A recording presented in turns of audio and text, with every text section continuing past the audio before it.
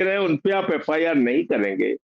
जिन्होंने स्कूलों को इतना बर्बाद कर दिया कि स्कूल की छतें टूटी हुई हैं, टॉयलेट खराब पड़े हुए हैं, बच्चों के लिए बैठने का इंतजाम नहीं है, उन भ्रष्टाचारियों बेईमानों पे तो आप एफआईआर नहीं करेंगे।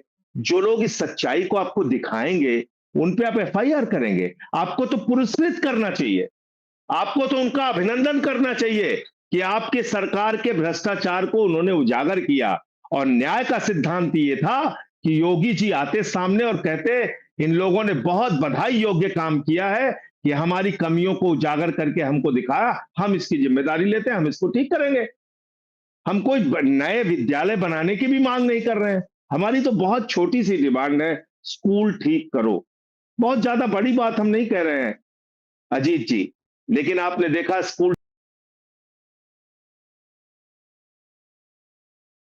ये नौबत आई क्यों और अब तक आप पर एफआईआर दर्ज हुई है कि नहीं ये भी बताइए, क्योंकि आप तो लगातार उत्तर प्रदेश के अलग अलग स्कूलों, अलग अलग जिलों के स्कूलों की स्थिति पर लगातार ट्वीट कर रहे हैं।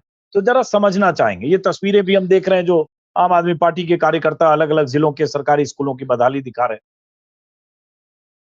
देखिए अजीत जी, सबसे पहली बात तो ये कि अच्छी बात है कि राजनीति अब स्कूलों पे आई है। स्कूलों की बदहाली को लोग दिखा रहे हैं, अपने गांव के स्कूल, अपने शहर के स्कूल, अपने मोहल्ले के स्कूल, अत्यंत पिछड़े इलाकों के स्कूल।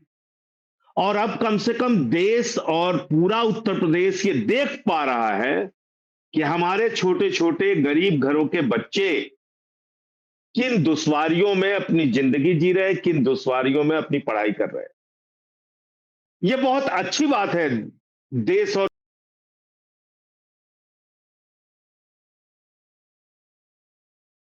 राहुल गांधी से खुद को महान बताने के चक्कर में, बेहतर बताने के चक्कर में मंत्री महोदय गलत ढंग से डाइव कर रहे हैं। और बात वहां नहीं रुकती, उनकी स्विमिंग देखिए दोस्तों।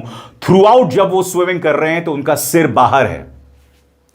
मुझे लगता था दोस्तों कि मैं इस दुनिया का सबसे खराब स्विमर हूं, तैराक हूं, मगर किरण रिजिजू मुझसे भी बदतर हैं।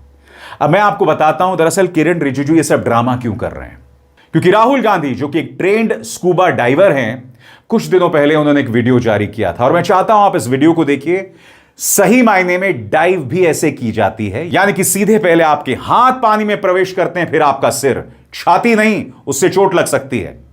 अब देखिए डाइविंग दरअसल की कैसे जाती है, स्विमिंग कैसे की जाती है। यहां पर आप देखिएगा राहुल गांधी डाइव करते हैं और अंडर वाटर स्विमिंग कैसे करते हैं, यानी कि समुद्र के नीचे। Make in India, startup India launch किया गया, इसे भी रिफॉर्म बताया गया था, बहुत बड़ा रिफॉर्म। अब नीति आयोग फिर से रिफॉर्म की बात कर रहा है। पहले रिफॉर्म का क्या नतीजा निकला किसी को पता नहीं। यह सरकार रिफॉर्म के बाद रिफॉर्म, ट्रेनिंग के बाद ट्रेनिंग प्रोग्राम में ही अपना टाइम काट रही है और आप उलझते जा रहे हैं। 23 अगस्त को प्रधानमंत्री नरेंद्र मोदी ने अंतरिक्ष सेक्टर के 20 स्टार्टअप के सीईओ के साथ बैठक की।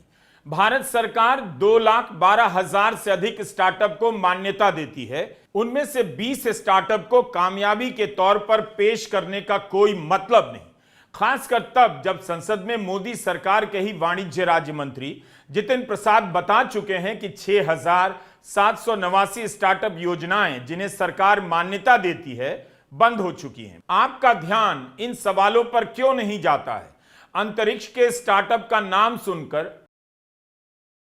किस बाहर की बात कर रहे हैं, जहां के लोग भारत की कामयाबी के आकर्षण से खींचते हुए यहां चले आएंगे। मैं समझता हूं कि हमें ऐसा एक औरा खड़ा कर देना चाहिए कि इस फील्ड में दुनिया भर के लोगों को एक जिंदगी बनानी है तो हिंदुस्तान जाओ, भारत की कोई स्टार्टअप से जुड़ जाओ, भारत की कोई स्पेस एजेंसी से जुड़ जाओ। मैं पक्का मानता हूं जी, पूरा टैलेंट पूल जो है एक मैग्नेट की तरह आपके कारण हम खींच सकते हैं और वो हमारी एक बहुत बड़ी ताकत बन सकती है। गंभीरता के मामले में इस तरह की बैठकों का कोई मुकाबला नहीं, लेकिन सीधे प्रधानमंत्री के मातहत आने वाला अंतरिक्ष मंत्रालय क्या प्रदर्शन कर रहा है, उसमें कितनी बेहतरी आई है, रोजगार के कितने अवसर पैदा हुए हैं, जरा पता कीजिए। इसरो ने फैसला किया है कि रॉकेट बनाने के काम को खुद नहीं करेगा, प्राइवेट सेक्टर करेगा। ऐसा फैसला रहे हैं। आप देखिएगा जब वो छलांग लगाते हैं तो छाती के बल पर छलांग लगाते हैं, जो गलत है, इससे आपको चोट लग सकती है। राहुल गांधी से खुद को महान बताने के चक्कर में मंत्री महोदय गलत स्विमिंग और डाइविंग कर रहे हैं। अब देखिए पूरा वीडियो।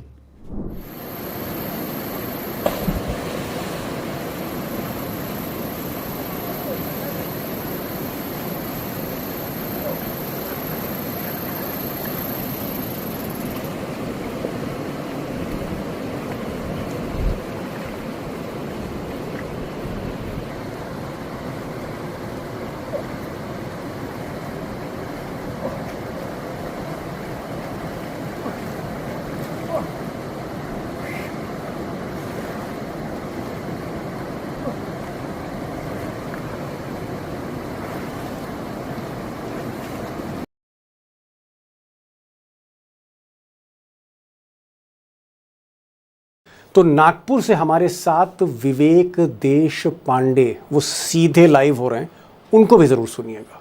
विवेक जी, ये जो नितिन गडकरी ने जो बोला है मराठी में, आप तो बेहतर समझ सकते हैं, वो ये कह रहे हैं कि मैं साहब 30 साल हो गए, मैं सार्वजनिक जीवन में सक्रिय हूं, अब मैं बहुत ज्यादा काम नहीं कर सकता, मैं चाहता हूं नई पीढ़ी को ये मौका दिया जाए।